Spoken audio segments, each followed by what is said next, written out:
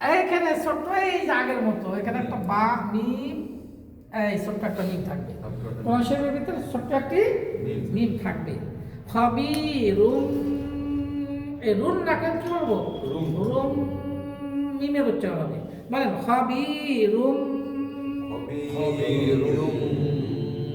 বাসির, খাবিরুম বাসির,